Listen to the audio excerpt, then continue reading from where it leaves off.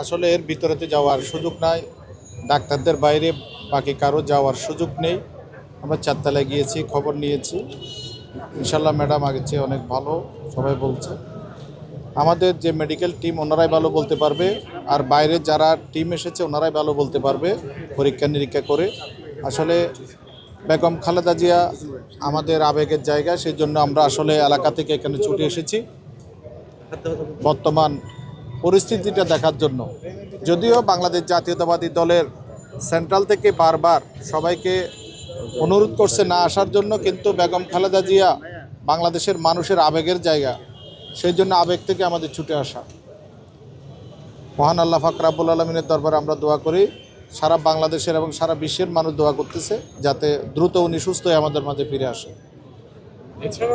আসলে এগুলো আমাদের সিনিয়র নেতৃবৃন্দই ভালো বলতে পারবে। আর আমাদের ভারপ্রাপ্ত চেয়ারম্যান তো যেটা বলেছে সেটা আপনারা সবাই দেখেছেন।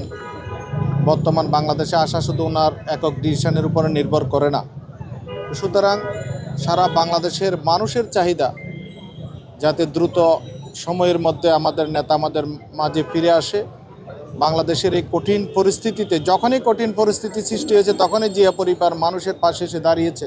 সে ৭১ থেকে শুরু করে ৭৫, আপনার ৯০, সর্বক্ষেত্রে জিয়া পরিবার মানুষের পাশে এসে দাঁড়িয়েছে। এখনও পৃথিবীর যেখানে থাকুক না কেন আমাদের নেতা তারেক রহমান বাংলাদেশের মানুষের আকাঙ্ক্ষার ভবিষ্যৎ প্রতিফলন উনি।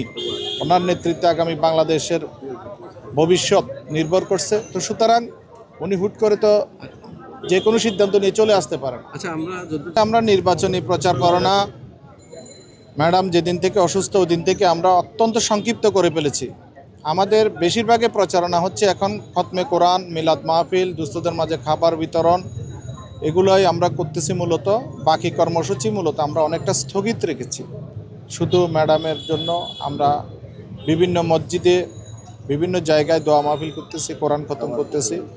আমাদের সীতাকুণ্ডের প্রত্যেক ধর্মের লোকজন যারা রয়েছে প্রত্যেকেই তাদের উপাসনালয়ে বেগম খালেদা জিয়ার জন্য দোয়া করতেছে। কারণ বেগম খালেদা জিয়া বাংলাদেশের গণতন্ত্রের মূর্ত প্রতীক, বাংলাদেশের ঐক্যের প্রতীক।